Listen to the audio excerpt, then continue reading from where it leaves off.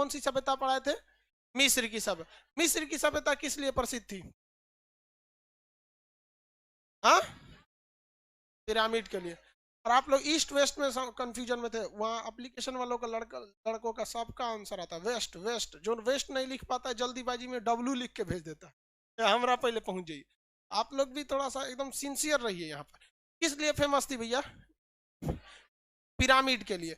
Pyramid जैसे ना, देखिए कोई भी चीज हर जगह नहीं होता है। जैसे भारत लीची के लिए फेमस है, लीची में भी बिहार का मुजफ्फरपुर है कि नहीं, वो स्पेशल लीची है, वहां पे कैटेगरी होती है। अब जैसे भूसावल का केला, हाँ,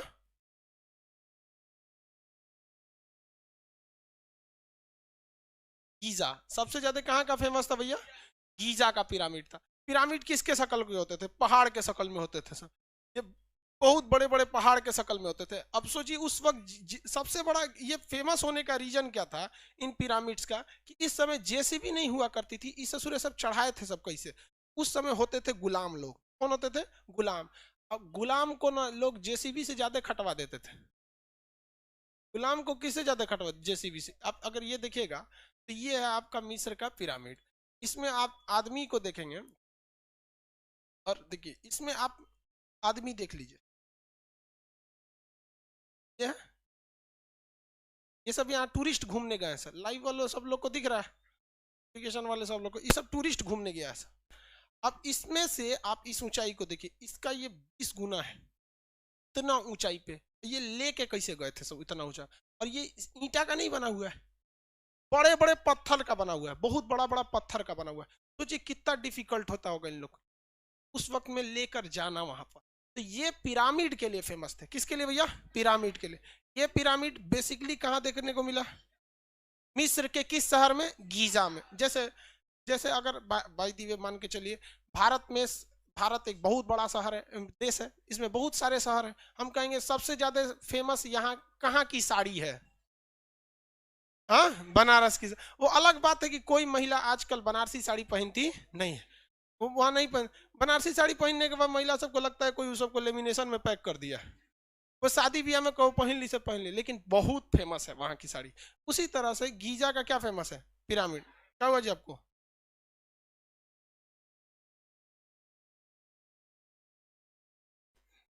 यहाँ देखिए, ये समझ में आ गया आप लोग को? किसी को कोई दिक्कत नहीं?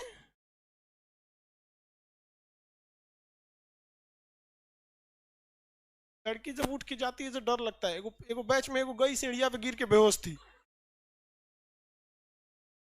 बोलबो नहीं करती ऐसे कि हम बेहोश होने वाले हैं, चुपचाप जाके कहीं बेहोश हो जाएगी। हाँ, वो तो एक तो नीचे कोई लड़का आया ऑफिस में कंप्लेन किया कि सर एगो बेहोश होकर सीढ़िया पे गिरल है।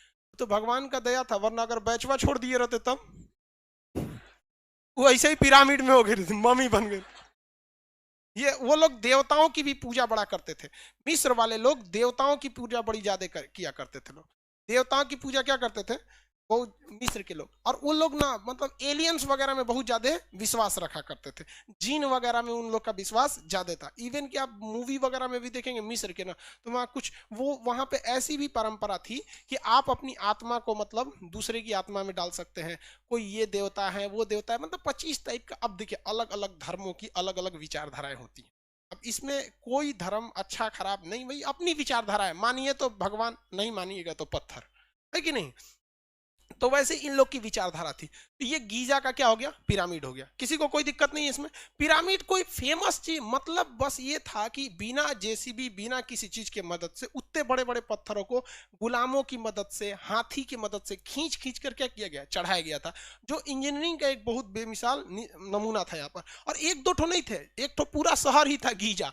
जहां देखेंगे तो आर्टिफिशियल पहाड़ उन लोगों ने क्या कर दिया था? खड़ा कर दिया था मिस्र की सभ्यता में। किसी को कोई दिक्कत नहीं है मिस्र की सभ्यता में? आगे बढ़ जाए। यहाँ का एक और चीज बताइए क्या फेमस है? हाँ, मम्मी फेमस है। कौन है? मम्मी।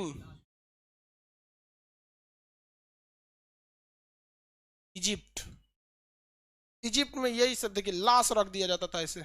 लाश अभी भी है सभी सब, लेप लगा के लाश रख दिया गया। अब देखिए, अब लाश तो लाश होती है भैया, जिंदा तो है नहीं, लेकिन फिर भी उन लोग के शरीर मतलब पूरी तरह से खराब नहीं होते, वैसे फ्रेम में रखे हैं। एक केमिकल लगा के लगा दिया जाता था। इसी को क्या कहा गया? ममी कहा गया। बताएंगे सबसे फेमस मिस्र का कौन सा राजा था? हाँ, फिरौन। वहां का राजा का नाम फिरौन। उसकी लाश वैसी की वैसी है केमिकल के वजह से। जैसे ये देखिए, ये भैया, ये फिरौन है।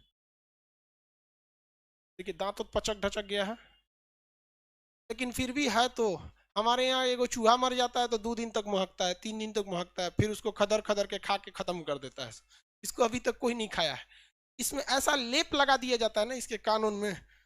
चचा उठिएगा नहीं आप बस।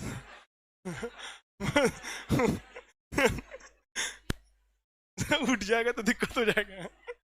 अब इसको चींटी खइबे नहीं करेगी, चींटी नहीं खाती है। गर्मी का दिन था, लॉकडाउन से पहले हम सोए थे तो लाइट उठ कट गई थी। सोचे बहुत गर्मी लग रही है तो फर्श पे सो गए, ठंडा रहता है फर्श। तो जो सब चींटी चारों ओर से मतलब घेर ली थी सबको, और बहुत खुश थी सबकी, इतना बड़ा आदमी मरा है, इसको कम से कम 1 महीना का राशन का इंतजाम हो गया। हम उन सबको उठ के भगाएंगे, भाग कहीं कभी जिंदा है रे हम यहाँ। मतलब वो लोग एकदम खुश थी सबके, मर गया ही खान साहब। तो ये सबको चींटी वगैरह नहीं लगेगी सब। क्यों? क्योंकि इसमें क्या लगा हुआ है? केमिकल। हवाओं का भी कोई खास असर नहीं पड़ेगा, इनमें ऑक्सीडेशन नहीं होगा। ऑक्सीडेशन का मतलब होता है कोई भी चीज का सड़ जाना। तो ये मम्मी को लगा दिया जाता था, इसे शीशा में पैक कर दिया जाता था यहाँ पर। तो यही है, यहाँ पे ज्यादातर वहां पे ऐसे ही रखे जाते थे यहाँ पर। हालांकि इस्लामिक परंपरा के हिसाब से उन लोग का कहना है कि फिरौन को मतलब ईश्वर ने श्राप दिया था कि कयामत तक तुम्हारी लाश को न मिट्टी लेगी, न आग जलाएगी, न मतलब हवा सड़ाएगी, न ऐसे करके। वो धार्मिक परंपरा है भाई। सब धार्मिक अपने जगह पे, साइंस अपने जगह पे, दोनों में नहीं जमता है। नहीं समझे?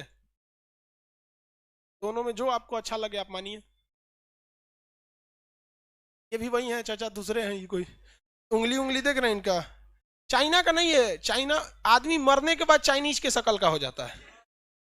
ये इनकी उंगली वगैरह पे लेप लगा दिया गया। कुछ ना कुछ तो सड़ेगा ही, एकदम ऐसे ऐसे थोड़ा रहेगा नहीं, कुछ ना कुछ क्या लगेगा, सड़ेगा ही। मरा हुआ आदमी। और ये 1-2 दिन का पुराना थोड़ी है भाई साहब। मिस्र की सभ्यता जो थी वो ईसा मसीह के जन्म से 3100 ईसा पूर्व थी, यानी सिंधु सभ्यता से भी क्या थी, वो पुरानी थी। अगर वर्तमान से देखेंगे तो उसको मान के चलिए ईसा मसीह के जन्म से 3000 साल पहले। 3100 का मतलब कितना हो जाएगा? 3000। हाँ, और इधर वाले के लिए क्या हो जाएगा? 5000 हो जाएगा। क्या हो जाएगा? 5000। तो टोटल 2000 इधर, 3000 इधर, 5000 साल पुराना है। 5000 साल में इधर तो लोहा गल जाता है। समझ में आएगी नहीं? आ गया? चलिए आगे बढ़ जाए। अब इसमें और क्या चीज थी मिस्र की सभ्यता में? क्या हुआ?